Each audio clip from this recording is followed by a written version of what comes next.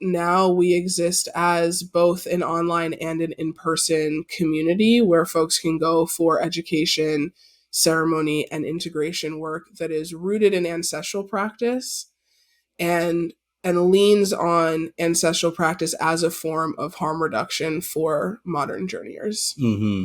Yeah. And could you define ancestral practices just so we can kind of focus in on what that means? Yeah, for us, it is the modalities and practices and technologies that surround entheogenic shamanism, the practice of entheogenic shamanism, and of looking at the ways that our ancestors engaged with ritual and with sacred earth medicines to support the well-being of the community and the harmony between human beings and the earth that we are a part of and live on.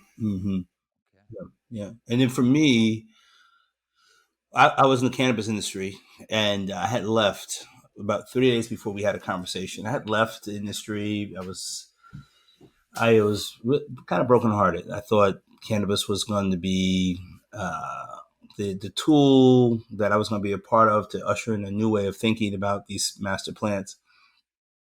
I had been practicing shamanism, but it was not, it was like my side gig. It's the thing I was doing in the shadows. And then when I left, I was walking down the street and I was just like, what are you going to do with your life? You got a kid in school, and what are you going to do to support your family?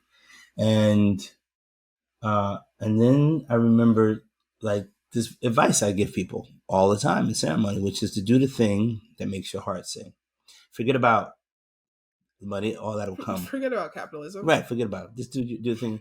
So I was like, okay, universe, I don't know how that's going to support a private school education, but okay, let's go for it.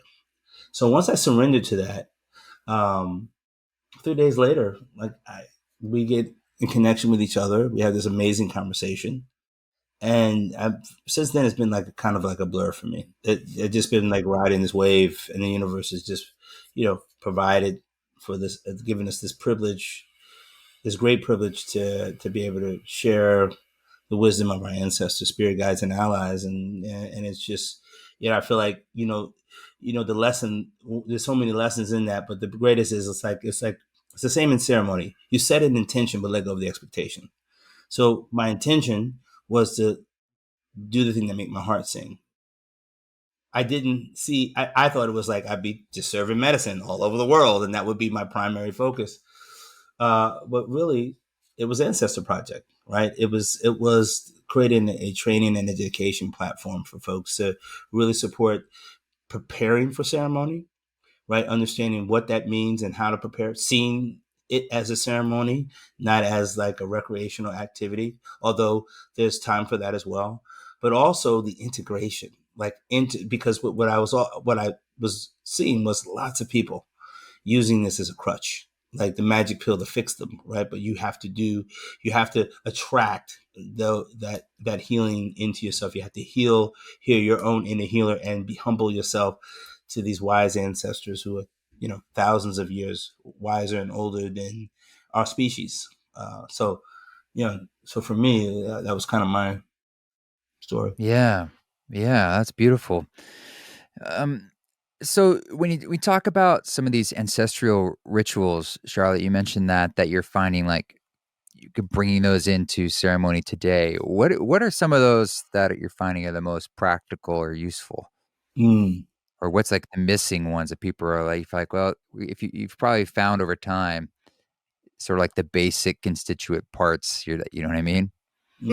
Oh, that's interesting. Like the elements of ceremony, the elements of Yeah, I ritual. mean, from your perspective, yeah, Mm. of this process. Yeah, that's a very interesting question because frequently what we see currently in this space is a lot of young people leading the conversation, which is important that we have this reclamation of tradition. And it's also really important that we're guided in that by elders and by lineage. And so sometimes what you'll see is people who travel somewhere and sit in ceremony one time and then come back and want to like try to replicate that or put themselves in a position of leadership or and not really honor the container that the medicine is held in or the container that that technology is held in. And so our approach is really to root in what our ancestors have always done, which is to create a container that you start with some type of invocation or prayer, calling in the ancestors, the spirit guides, the allies, the relatives that you need for support in that healing work. It's about having a space that is maintained well, like energetically, whether that's through, there's different ways of cleaning a space, but being engaged in that practice and then being really just open to what spirit wants to do in that place. When you get into the nitty gritty of like what technologies are being used, what tools, and when I say technology, I'm not talking about like modern technology in a computer. I'm talking about the technologies of the medicine, of sound, frequency, touch, somatic release, like all these different pieces. When you start to connect the dots, these are elements of ritual that are found across the globe throughout different traditions. And it's really about, doing your own lineage work to reconnect and learn about what the tools were that your ancestors used. And then also going, as Dre said, and like humbling yourself in front of these other teachers who have been steeped in these traditions their entire lives. To learn how to work with these technologies to support modern journeyers.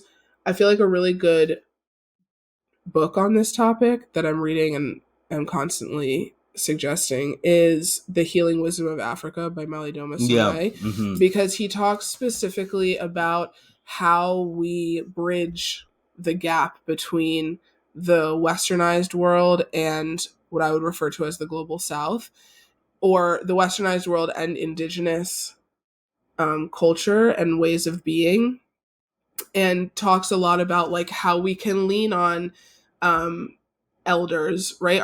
Our society is very like aging averse, as opposed to seeing elders as, holders of deep wisdom. So like how to be in relationship with elders, how to be in relationship with mentors, how to create ritual that is specific to the needs of your community in this moment, in this time, with this specific problem.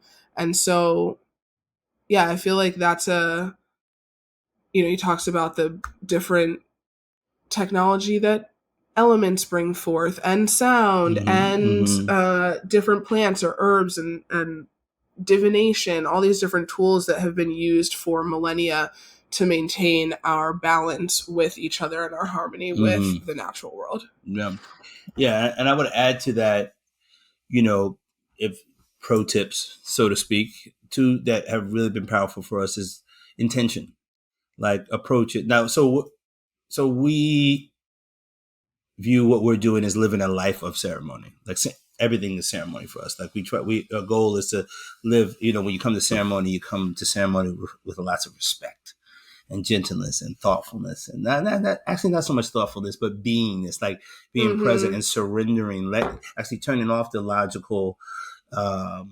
intellectualizing mind and really be in a place of like presence, right? I think it's a powerful tool. And then, have the intention, but let go of the expectations, right? Is a powerful tool, but also alter. I think, you can call it meditation practice, but I think one of the most valuable tools that we've been sharing with people is to build an altar.